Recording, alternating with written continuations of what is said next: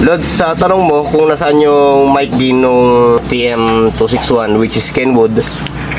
Sound check 1 2 3 4. Sound check 1 2 3 4. Bali hindi na ako makahanap ng video dun sa YouTube natin. Sobrang dami na lods, kaya hindi ko ma-swipe. Kaya ito na lang. Bali isin din natin to. Naka-frequency ito sa 325. Okay. 325.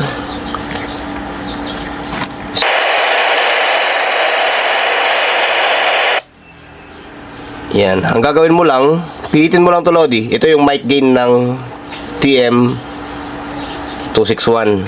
Tanggalin natin tong speaker. Yan, para makita mo.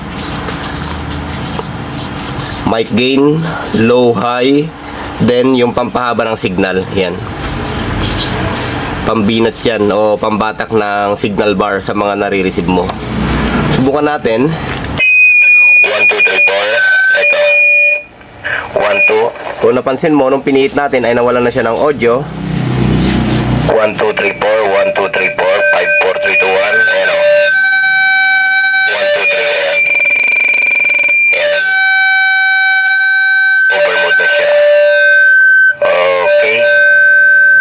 Sound check, sound check, sound check, sound check. Check, check, check. 1 2 3 4. Bar signal para sa receive. Ito naman yung low and high. Ayan, mid. Tatlong selection kasi yan eh. Tapos ito yung kanyang audio sa microphone.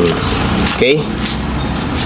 So hanggang dito muna, Lodi. Maraming salamat. At shoutout sa'yo, Tito RG Ramirez Luna. Magandang buhay sa'yo dyan. And 73. At sa lahat ng mga kasama natin dyan, magandang buhay po.